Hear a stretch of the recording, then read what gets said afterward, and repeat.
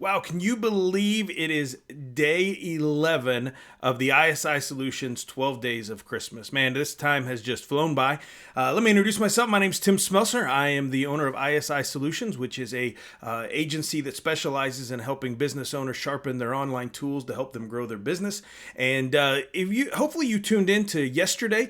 We talked about leadership and how leadership affects your business and how important it is to the success of your business. And I felt it was only appropriate that I kind of dive in again to the topic of leadership and want to get real practical in this video, as I've tried to do throughout these 12 days or 11 days. I've tried to, not only just give some value and some knowledge, but tried to make it pretty practical. And that's what I want to do again today. And I want to look at something that I feel is one of the best theories of leadership. And there are all kinds of theories, but when it comes to being a business owner, and I know for me personally, just in my background with nonprofits, that this is a theory or a style of leadership that I believe can be really kind of utility belt for you. It really can help you in any and every situation. And so this particular leadership style is called the situational leadership theory. And I won't get into all of the, who developed it and all that kind of stuff, because I started to work on my master's a year or so ago, and you're not looking for a master's type of class here. But let me bring up a graphic here that I think will help you see this a little bit. And so here's what I want to do. This is the situational leadership model, and along the bottom here, you'll see. Bring my mouse over here so I can kind of point. Here you can see that along this line is the directive behavior, right? So you've got where you're very directive, with people, and here you're low, and then this is the supportive side, right? So very low support, very high support. So let me kind of walk you through how this can apply to your business. Say you have somebody that walks into you, a new employee that comes into your business. They're very new. They're a journeyman, right? And so when a journeyman comes in, or somebody that doesn't know your trade, doesn't know your business, you have to be very directive. You have to be like, hey, this is what you do. This is how you do it, and just do it, right? There's a very directive style. You are directing them to do what they need to do. However, once they begin to develop their understanding of the business and understanding their job, right, then it moves more into the coaching. So with the directing, the directive side is very high, and the supportive side is very low. So you're not really supporting them, you're just directing them, right? There's no supporting. It's just, hey, this is how you do it. But as they begin to move up in their knowledge, right, and in their development, you begin to coach them a little bit more. So their directive is still high, right? But at the same time, your supportive is very high. You're supporting them. You're coaching them. You're saying, hey, you're doing this well, but these are other places that you need to work on, or this is how you want to tweak this to make it better, more effective, right? So the supportive is high, but also the directive is high, right? So then when you begin to move over into the supporting side of their job, right? You're at this, this calls S3. And so it's where the supportive is high, but the directive is low.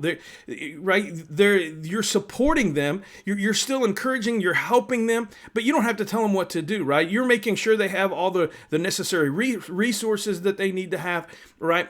But you're not having to direct them, because they've learned the job. They have a better grasp of what the job is, and those kind of things. So, and then finally you get into the delegating side, where you're able to just delegate it, right? You don't need to support them. You don't need to direct them. You simply say, hey, this is what I need done, and it gets done, right? And I think this is a great area of leadership, or a great theory or style of leadership, because it allows you to treat each and every one of your employees different. I think one of the biggest things that I see in leaders, and I've even been guilty of this myself, is that I want to lead everybody the exact same way, right? And I think we have a lot of business owners can fall in, because, listen, this is our baby. We're starting this. We have a lot of passion. We care a lot about it. And so we really get into a thing of directing. It's our way, it's the highway, right? We just want to direct. We just want you to do what we tell you to do, and that's it.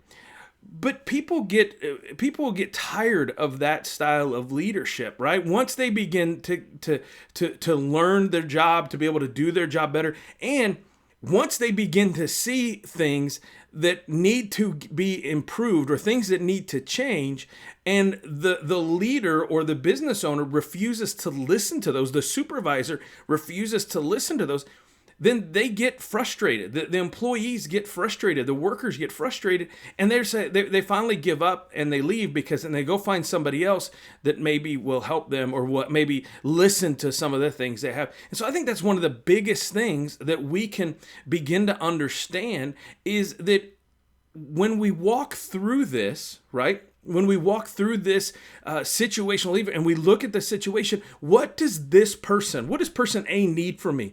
Do they need me to be very directive, or do they need me to be more just supportive, right? Or am I able just to delegate things to this person? So so we talked about a new person coming in, right? Let's take that same person. They started, you directed them, you coached them, you supported them, right? So they're back down in that S4 into the delegating stage, right? They know what they need to do. Well, what if you take that person and you say, hey, listen, I want you to become a supervisor. I want you to lead one of my crews, right? Well, where does that put them in that sense? It puts them right back at S1, because they are now doing things and going to have to do things that they've never done before. So you're going to have to walk through the process with them all over again, just in a different realm. Every time you take someone to a new level, you've got to walk them. You start over at S1. You start in, and then you move up to S2 and S3 and S4, right?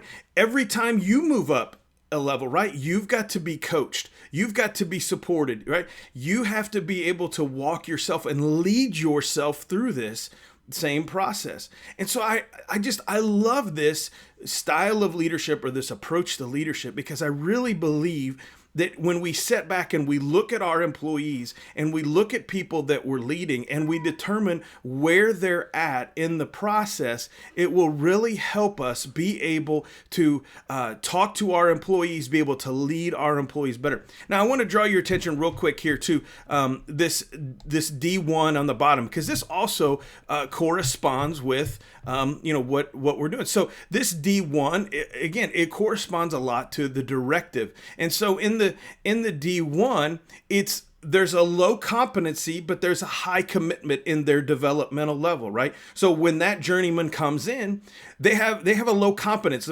They may not understand how to do the trade, but they have a high commitment.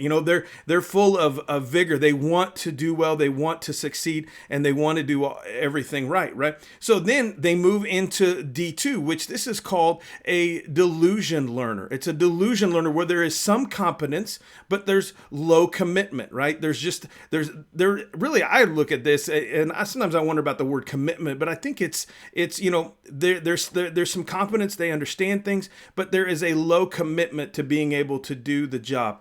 And then once they move into, the supporting, there's high competence, but there's a variable commitment, right? There's a high competence, but a variable commitment, right? So again, they're very competent, but their variable commitment, they kind of waver back and forth. And a lot of it has to do with confidence in their ability to do the job. Then finally, D4, where you're at a high competence, high commitment. So they know what they're doing, and they're able, and they're committed to doing it, right? And so I hope this is, I'm just scratching the surface, and I'm trying to do my best with these videos, not to be too long, but I hope this helps, and I would love for feedback. I would love for questions. Again, I think I mentioned yesterday, just email me at tim@isisolutions.org, or feel free to comment on whatever platform you're seeing this video. But I would really, if you have more questions about this, and if this can be a help in your business, I would love to talk to you about it. And again, just try to see how you can sharpen your skills, your leadership skills, and become a better leader for your business. So, tomorrow, day 12, the last one, we're going to talk about marketing, right? We're going to talk about marketing. We're just going to, from a broad, big picture perspective, we're going to look at marketing, and so I hope you'll join me for that one tomorrow. And again, I hope you have enjoyed these videos, and look forward to seeing you tomorrow. Merry Christmas.